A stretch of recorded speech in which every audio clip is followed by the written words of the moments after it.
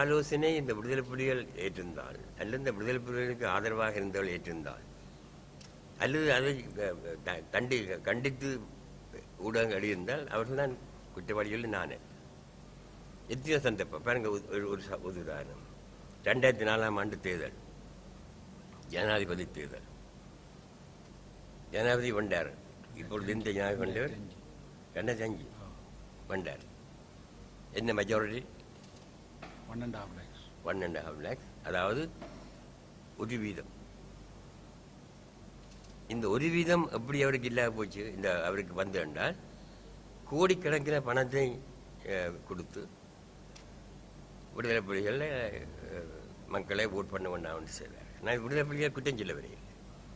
அவர்களை மக்களை வாக்களிக்க வேண்டாண்டு அவர்கள் சொல்ல செய்தவர்கள் டிஎன்ஏ. அன்றைக்கே இந்த அரசாங்கம் மாறி இருக்குமே. இந்த இத்தனை வருஷம் இந்த போர் நடந்துக்க வேண்டிய தேவையில்லை. இத்தனை லட்சக்கணக்கான மக்கள் செத்துக்க தேவையில்லை. கோடிக்கணக்கான பணம் சொத்து அழிந்திருக்க தேவையில்லை. யார் அந்த குற்றவாளி? நானா? நான் சொன்னேன், எங்களை நல்ல சில விஷயங்களை சொல்லுங்க, புத்தி கூறுங்க அவர்களுக்கு. அவர்கள் இளைஞர்கள், நேர பாடசாலையிலிருந்து வந்தவர்கள், சரியான வகுப்புகள், சரியான அரசியலை சரியாக கற்காதவர்கள். அவர்கள் படித்தது ஆயுதத்தை எவ்வாறு பிரிவுபடுத்தது கற்றுவதற்கு அவர்களுக்கு குற்றமில்லை. நீங்கள் மக்களுடைய பெருமையாக போனவர்கள், பெரிய வழக்கறிஞர்கள், ராசாதி அப்புகாத், அந்த அப்படியானவர்கள் அவர்கள் சொல்லிக்கணும், தம்பி இந்த எலெக்ஷனை பரிஷ்கரிக்கிற வேலையை போகாத, எங்கே போனால் நாங்கள் தான் அறிவோம் சொன்னார்களா? சொல்லி இதுதான் இப்போ இந்த அடுத்தது வேந்தொரு விஷயம் உங்களுக்கு தெரியும். 2010ஆம் ஆண்டு தேவையில்லாமல் நாங்கள் தான் ஜனாதிபதியை பெரிய செய்கின்ற உரிமை பெற்றவர்கள். எங்களுக்கு தான் அந்த அதிகாரம் கிடையாது. ஊர் மக்கள் நம்பி நீங்கள் எல்லாம் நம்பிக்கை அதை பற்றி பாராட்டுகிறீர்கள். இந்த முறையோடு எங்களோட பேச்செல்லாம் தீரப்போகுது என்றால் நல்ல ஒரு ஆளை கண்டுபிடித்துவிட்டார்கள். யாரை கண்டுபிடித்தார்கள்? இராணுவம் வேண்டாம், ஆமி ஊருக்குள்ள வேண்டாம், ஆமி ஆமியில் உள்ளவர் ஜியா வேண்டாம், ஆமியில் உள்ளவர் எங்களோட பக்கத்தை வேண்டாம், இல்லை ஓடணும். ஜனாதிபதியாக பொன்சேகா. நான் துரோகி. இது கேட்க முடியாது, நீங்கள் கேட்க முடியாது, நான் இல்லை. இந்த மக்களுக்கு எடுத்து செல்ல வேண்டிய கடமை உங்களுக்கு இருக்கு. நான் என்னை பொறுத்தவரையிலே நான் இன்னி அழித்தவனுடைய வேறு யாரும் என்ன அழிக்க. நீங்கள் நினைக்கிறீங்க கோர்ட்டில் போய் நான் 2 வார்த்தை பேச முடியாதுண்டு. நான் ஒரு வழக்கறிஞன்.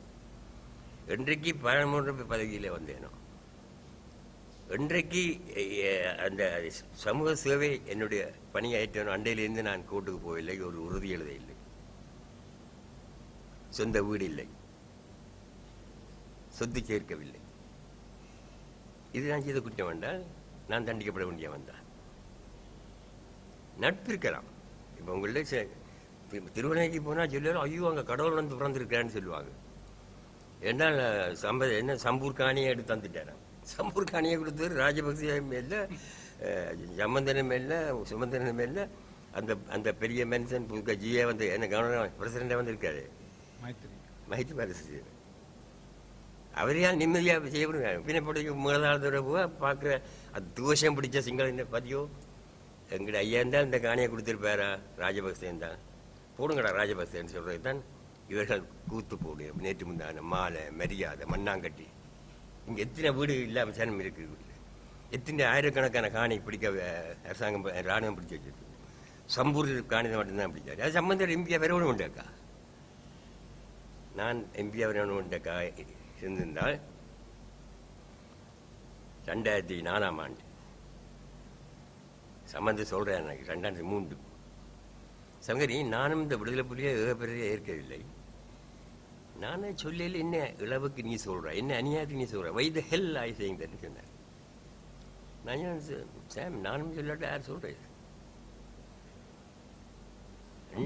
அன்றைக்கு விடுதலை புலிகள் தான் பேஸ் என்று சொல்லிக்க தேவையில்லை. விடுதலை புலிகள் தான் நான் ஏற்றுக்கொண்டேன்னு சொல்லியிருந்தேன். இன்றைக்கு நான் தான் தலைவர், சம்பந்தர் அல்ல. நான் பதவியை பார்க்கல, பதவி ஆசையை பார்க்கல, நான் நியாயத்தை பேசினேன் மக்களுக்கு எடுத்து. இன்றைக்கு கூட ஒவ்வொருவரும் சிந்தித்து பார்க்கலாம், என்னுடைய நிலைப்பாடு சரியா, அவற்றின் நிலைப்பாடு சரியா. ஜெனீவா 10 தரம் கூப்பிட்டு, வெளிநாட்டில் கூப்பிட்டு வரவேற்பு வச்சு அள்ளி கோடிக்கணக்காக கொடுத்து விட்டாங்க எலெக்ஷன் செவலிங்க. அவள் என்ன கூப்பிட இல்லையா? என்றால் நான் ஜெனீவா பிரச்சனையில் நான் மாறுபட்ட கருத்து கொண்டவன். இன்றைக்கும் சொல்கிறேன், நான் என்னுடைய நிலப்பாடு தான் சரி, கடைசி அதுதான் நிலைச்சது. ஜெனீவா இந்தியா பக்கத்து நாடு, 20 நாட்டு. என்னோட படிக்கைகள் நண்பர்கள் சொல்லுவார், மச்சான் அண்ணன் போய் எம்ஜிஆர் படம் பார்த்துட்டு வந்துட்டார் மச்சான், சாப்பிட்டு போய் மனிதன் விடிய வந்துட்டுதான். அப்பேற்பட்ட ஒரு நாட்டை கொண்டு வந்து ஒரு பெரிய பங்கை வகுக்க வேண்டிய அந்த நாட்டோட நாட்டினுடைய செல்வாக்கை பழுதாக்கி சிங்கள மக்களோட மோத வச்சு முதல் தடவை ஜெனீவா டாக்ஸில் என்ன வந்து சேரையில் என்ன இந்தியா ஒரு நிலைமை வைத்தது. அது அங்கே உள்ள தமிழ் தலைவர்களுக்கு பயந்து, அங்குள்ள தமிழ் தலைவருக்கு எங்களுடைய நிலைப்பாடு விளங்காது. 2ஆம் தரம் அவர்கள் பயந்தது. 3ஆம் தடவை இந்த 2 தரமும் நான் இந்தியாவுக்கு நீங்கள் நடுநிலைமை வைக்கணும், உங்களால் தான் அவசியம் ஏற்பட்டால் பான் முட்டியால் இறக்கி உங்களை அடக்க முடியும் என்ற நிலைமை உங்களால் செய்ய, உங்கள்கிட்ட தான் இருக்கு. அப்படியா நீங்கள் கொஞ்சம் எட்ட இல்லைங்க கிடையாது. 3ஆம் தடவை அவர்களை கலந்து கொள்ளையில் நடுநிலை வைத்தார். இதை நான் சொன்னதை வைத்திருந்தால் எத்தனையோ பிரச்சனைகள் இல்லாத போயிருக்கும், எத்தனையோ மரங்கள் காப்பற்றப்பட்டிருக்கு. விடுதலை புலிகள் போராட்டம் நடந்துருக்கு. ஜனவரி மாதம் சொல்றேன் நான் கடிதம், எல்லாம் கிளர்ச்சியும் தோத்து போச்சு, இனி பிடிக்கல கிளர்ச்சி திருப்பி